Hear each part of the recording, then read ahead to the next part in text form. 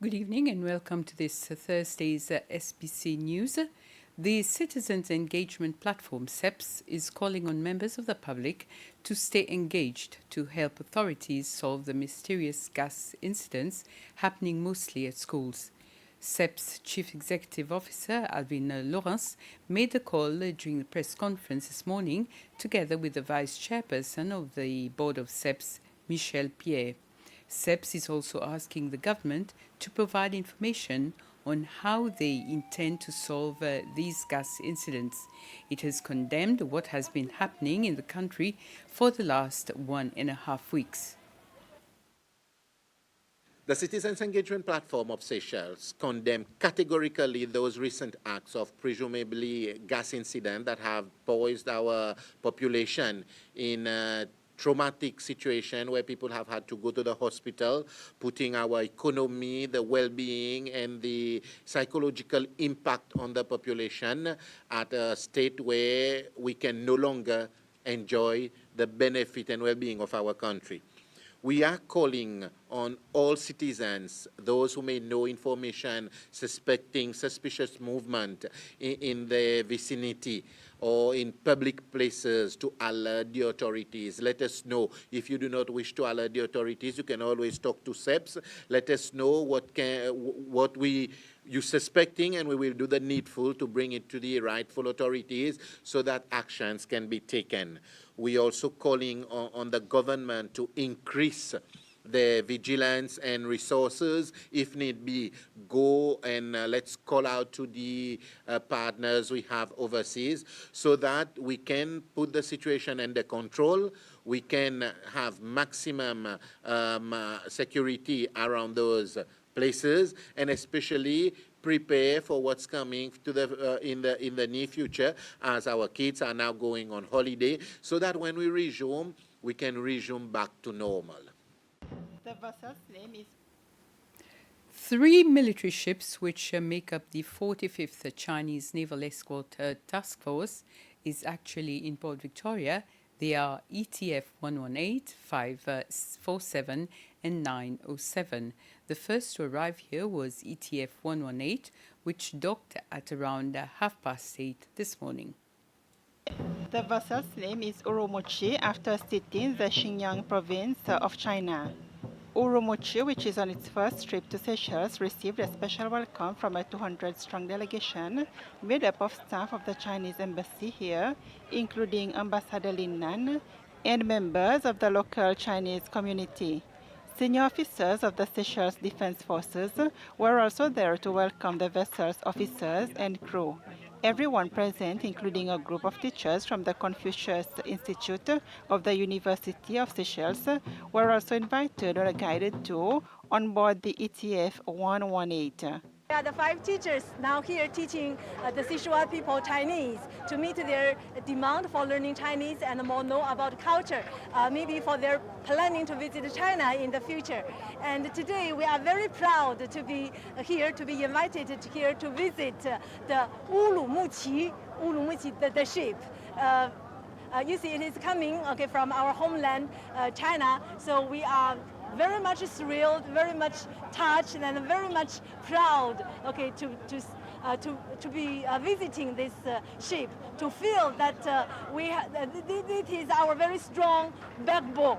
Okay, it makes us feel the prosperity, the strength of the People's Republic of China. And I have noticed that some of the Sichuan people also are invited to visit this ship, and we would like to work together to join our efforts together to celebrate the long-lived China-Seychelles friendship.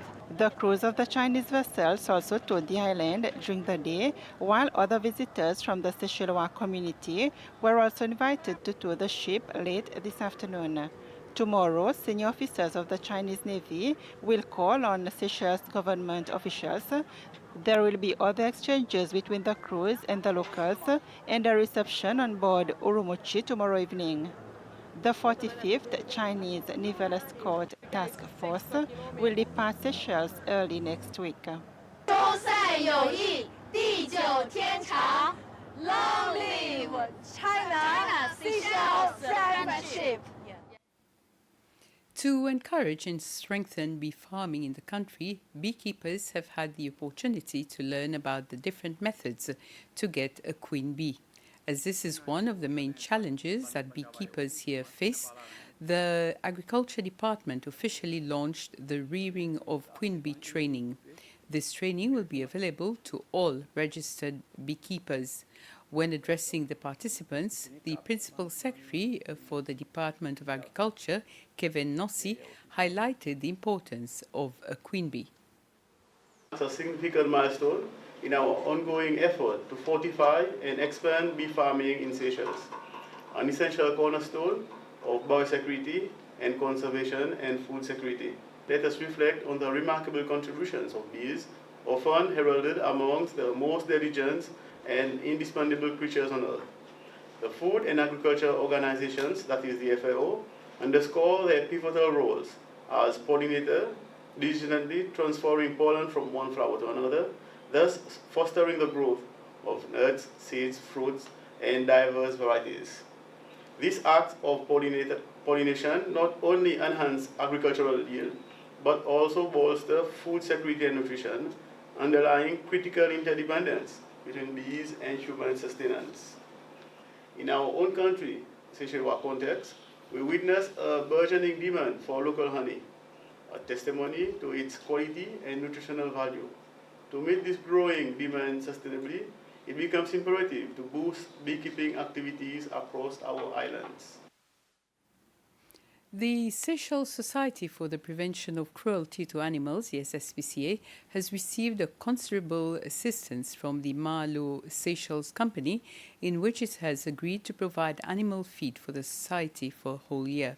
The company, which falls under the Double Click Group, has also donated 36,000 rupees to cover for medical expenses of the society.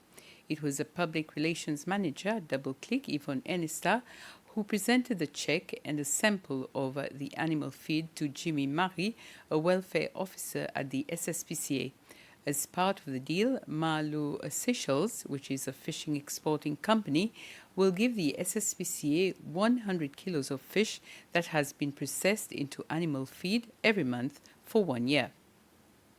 We were approached by SSPCA to support their work on the campaign to manage and give care to the stray and various other dogs and cats in Seychelles.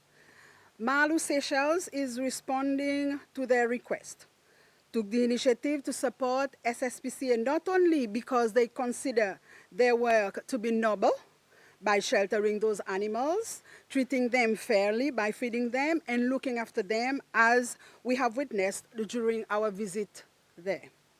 Also, how we treat animals is a reflection of the values and standard of a country. With this agreement today, committing to a monthly donation for 1 year, Marlow Seychelles believes it will be of great support to SSPCA. And with this, we end this news summary. I'll be back with all the day's news in Creole in just under an hour's time. Next on SBC is a program called One World, One Ocean.